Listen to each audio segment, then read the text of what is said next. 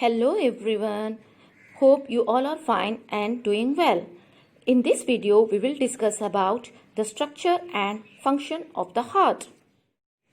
Just look at this machine. You remember him, right? Yes, it's Wall-E. The iconic robot meets Eva and falls in love with her. Have you ever been in love, Rahman? Yes, I can see it now. 2 soft buns, cheese tomato, and my burger. Oh Rahman, you are too foodie. Anyways, which organ is associated with love? The heart, right? It's a kind of obvious. But the truth is our heart doesn't teach us how to love. The most important, it doesn't break up when somebody leaves us. Yeah, it's true. Our heart is cone-shaped organ is actually a complete workaholic throughout our lifetime. It tirelessly pumps oxygen and nutrients-rich blood to all parts of our body, just like a pumping machine. Come on now, close arm and form a fist. Don't worry, I'm not asking you to fight. Our fist is approximately how big our heart is. It is located between our lungs, slightly tilted towards left side. It is enclosed in a double sac called pericardium. It tastes like peri-peri fries? No, Rahman. What does a picture frame do? Actually, it holds a picture in place, right? Without the frame, the picture falls off. Just like that, pericardium protects the heart by anchoring it to the surrounding tissue so that the heart stays in place. Pericardium also prevents the heart from overfilling. Now, just like Captain America's shield is made up of special alloy, our heart is made up of special muscle cells called cardiac muscle fibers. Now, let's dive in. Just like a tennis net divides the court into 2 parts, the heart is also divided onto the left side and the right side by the wall called cardiac septum. The right side of the heart is filled with deoxygenated blood while the left side is filled with oxygenated blood. And this dividing wall prevents the blood from mixing. Each side of heart is further divided into 2 chambers. The upper 2 chambers are called atria and the lower chambers are called ventricles. Where are the sleeping chambers? Stop it, Rahman. Let's learn about atrium. Now, just like post box receives letter from people, the atrium receives blood from different parts of the body. Thus, the atria are simply receiving chambers. They are thinner muscular walls. Why thin? Do they believe in size 0? Ha ha ha. No, Rahman.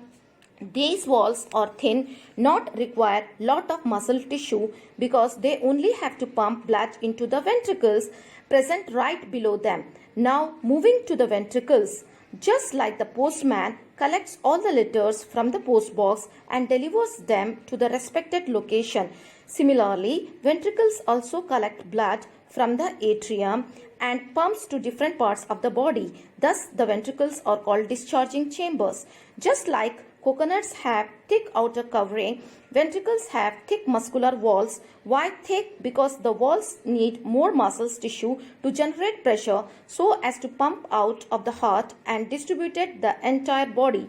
Now the left ventricle wall is thicker than the right ventricle wall because the right ventricle pumps blood only to the lungs while the left ventricle has to pump into all parts of the body, requiring much more pressure than the right ventricle. Now let us talk about the valves of the heart. In total, we have 4 valves: tricuspid valve, bicuspid valve, pulmonary valve, and aortic valve. What happens when you hop on a flight? Can you just change your mind and ask the pilot to turn back? Oh no. Same with 4 valves of the heart. There are fibrous flaps of tissues allowing the blood to flow in one direction only. Then they close tightly, preventing the backflow of blood, so they basically acts like a security guard. The tricuspid valve guards the opening between the right ventricle and the bicuspid valve guards the opening between the left atria and the left ventricle. Together they are called atrioventricular valves. pulmonary valve guards the opening between the right ventricle and the pulmonary artery, while the aortic valve guards the opening between the left ventricle and left aorta. Together they are called semilunar valves. Atrioventricular and semilunar valves sounds like the names of some downtrodden guys. So that's all for the structure of the heart. Now let's understand its working, but before that let me ask you something. Why is the heart so important? Can we survive without air? Can you survive without oxygen? No, right?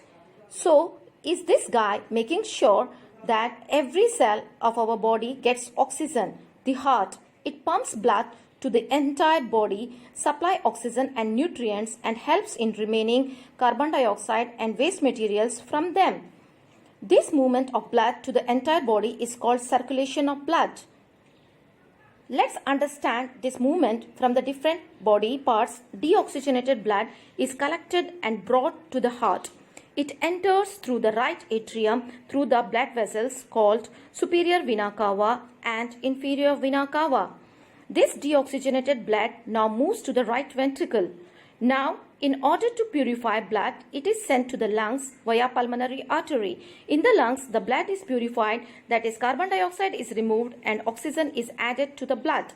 Now, this oxygenated blood needs to be sent to all parts of the body. Let's take it back to the heart through pulmonary veins. Into left atrium, from there it flows into the left ventricle, and finally the aorta, it leaves the heart and it is sent to the body. Thus, oxygenated blood is delivered to every cell. Now, this completes one cycle of blood circulation. Now, deoxygenated blood is again collected, brought back to the heart, and the cycle continues. Did you know that the blood circulation between the heart and the lungs is called pulmonary circulation, while the circulation between the heart and the body parts is called systematic circulation? Since the blood moves twice in one cycle, thus it is called double circulation. Wow! If you liked the video, please subscribe.